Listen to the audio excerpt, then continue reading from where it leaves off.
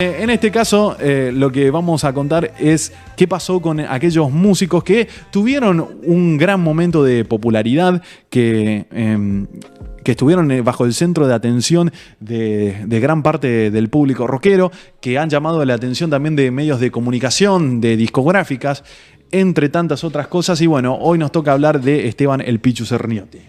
Sí. Gran guitarrista, que arrancó su carrera en el año 1993 cuando se sumó a la banda que estábamos mencionando anteriormente, a Cabezones. Él lo conoce desde hace mucho tiempo a César Andino, que fue el fundador de esta banda, y en un principio con un sonido bastante diferente al que conocemos al Cabezones actual.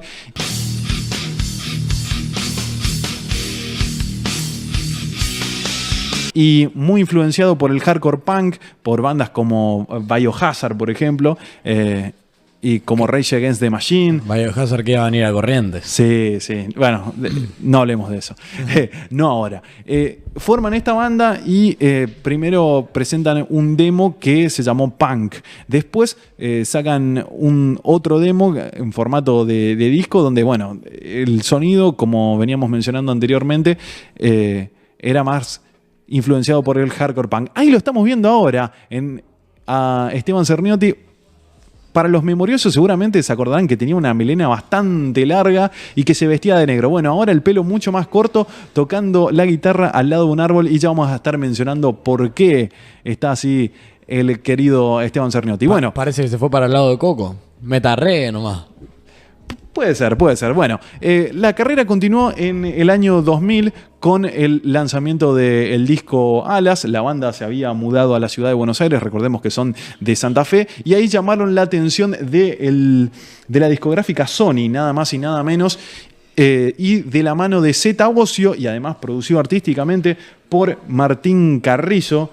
Sacan ese primer disco Alas, donde además tuvieron muchísima repercusión con el cover de Sueles dejarme solo, una gran versión que hicieron de ese clasicazo de Soda Stereo, que en su momento sonaba bastante por los medios de comunicación, por MTV, por Match Music y por diferentes radios abocadas al rock, al metal.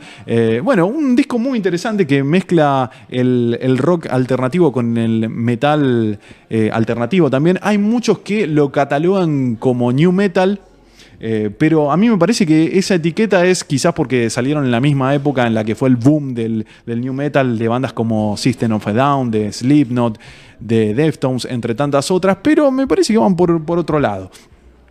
Bueno, de este disco se despegan clásicos como por ejemplo Despegar,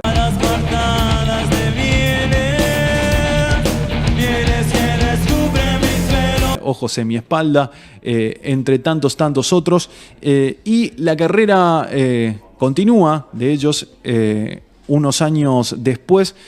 Gracias a este contrato que hacen con Sony, hacen una gira por el país de México, nada más y nada menos, una gira además que la hacen junto con Zeta Ocio, y lo cual hizo que mucha gente se acerque a ver los shows. Quizás no conocían la banda, pero bueno, Zeta Ocio es recordemos, el bajista.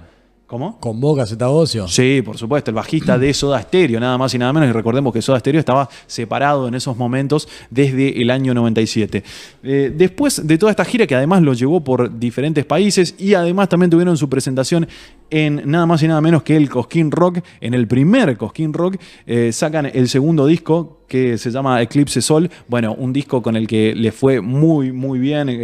Ahí tienen canciones como, por ejemplo, Vertiente, una gran versión de Globo, otro de los grandes clásicos de esta banda, que es de una banda mexicana, en realidad, la canción, pero ellos la reversionaron de muy buena manera, además.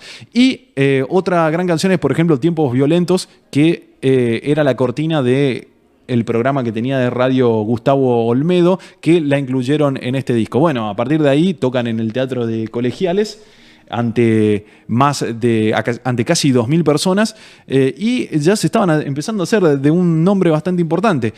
Tal es así que 2 años después sacan Jardín de Extremidad, que también, siguiendo esta línea, terminó teniendo muy buena repercusión del público. Este disco quizás es un poquito más tranquilo en comparación a los otros y bueno, tiene grandes clásicos como Bienvenido, como Alud y Móvil también.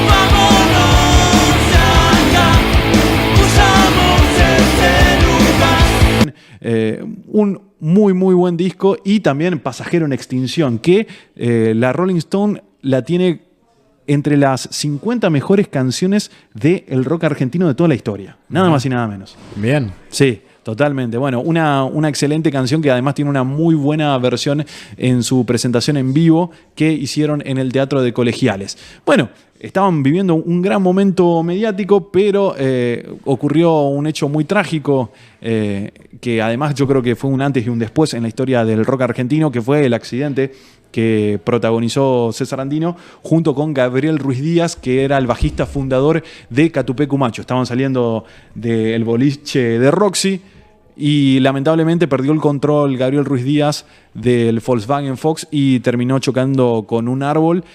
Bueno, quedó muy mal herido Gabriel Ruiz Díaz, sufrió múltiples fracturas y además hundimiento de cráneo, nada más y nada menos. Bueno, estaba muy complicado y César Andino también sufrió un golpe muy duro, lo cual lo derivó en fracturas múltiples e incluso estuvo internado.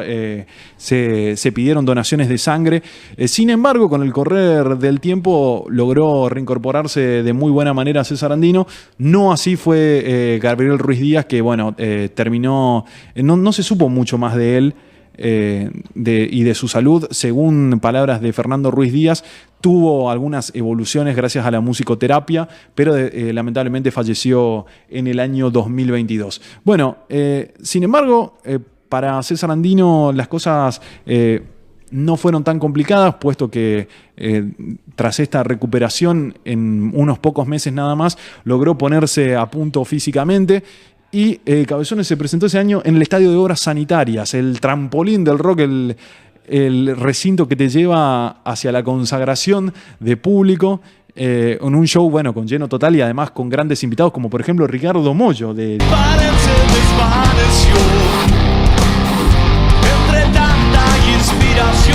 Divididos, que se sumó para Lejos es no estar. Sin embargo, las relaciones entre los integrantes de las bandas no eran lo mejor y tras este hecho se terminaron separando porque no podían definir el futuro de la banda y de ahí Esteban Cerniotti decidió sumarse a Jauría, la banda de Ciro Pertusi, nada más y nada menos, en el cual bueno, se tiraba más el ex Ataque 77 al hard rock, al stoner rock también. Y bueno, participó de la grabación del primer disco. Hay una gran canción de ese primer lanzamiento que se llama Indios Quilme.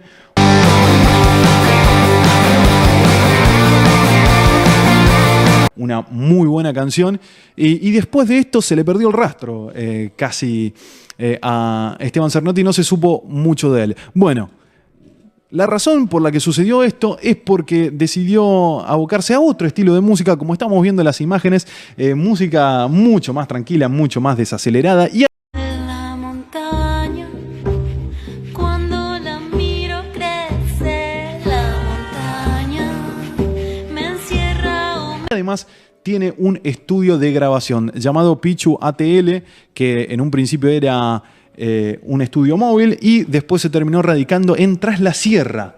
Eso es en Córdoba. Hipismo total, ¿eh? O sea, ese video tocando la guitarra bajo un árbol y que tenga un estudio en Tras la Sierra está en el Uritorco ahora. Sí, bueno, completamente alejado de las grandes urbes de Buenos Aires. Recordemos que en el boom de Cabezones y de Jauría estuvo ahí en Capital Federal.